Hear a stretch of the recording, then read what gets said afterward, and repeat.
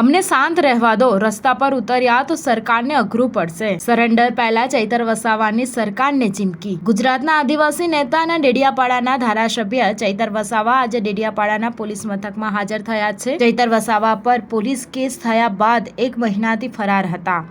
ચૈતર વસાવા પર વન વિભાગના કર્મચારીઓને માર મારવાનો કેસ નોંધાયો હતો. ચૈતર વસાવાના આગોતરા જામીન માટે હાઈકોર્ટમાં કરેલી અરજી પણ ફગાવી દેવામાં આવી હતી. પોલીસ સમક્ષ હાજર થતા પહેલા ચૈતર વસાવાએ કહ્યું કે મારા પર કેસ કરે, મારા પત્નીને પણ જેલમાં લઈ જાય. તે લોકોને કહેવા માંગીએ છીએ કે આદિવાસી અમે શાંત છીએ, અમને શાંતિથી રહેવા દો. જ્યારે અમે રસ્તા પર ઉતરીશું ત્યારે આ પ્રોસેસ અને સરકારને અઘરું પડશે. પોલીસને પણ નમ્ર વિનંતી કરું છું કે અમે તમને સરેન્ડર કરવા સામેથી આવ્યા છે. તો સાંભળો ચૈતર વસાવા શું કહી રહ્યા છે. આપણે સામેથી સરેન્ડર થવા માટે આવ્યા છે અને સરેન્ડર થઈશું. અને બધાને કહેવા માંગુ છું, હું ચૈતર વસાવા અને મારો પરિવાર આખા આદિવાસી સમાજ માટે, આખા ગુજરાતના નવયુવાનો માટે, શિક્ષિતો માટે, શોષિતો માટે, પીડિતો માટે, તમામ લોકોને ન્યાય અપાવવા માટે છેલ્લા શ્વાસ સુધી લડીશું.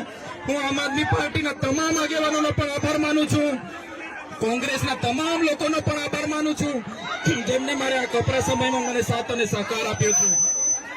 મિત્રો, કાર્યકરો, શાંતિથી આપણે પોલીસ સ્ટેશને જઈશું અને પોલીસ સ્ટેશને હું હાજર થઈ જઈશ અને મને ન્યાય પ્રણાલિકા, ગુજરાત અને દેશની બંધારણથી ચાલતી ન્યાય પ્રણાલિકા પર મને પૂરો ભરોસો છે કે મને ન્યાય પ્રણાલિકા મને આ સંદર્ભે ન્યાય આપશે.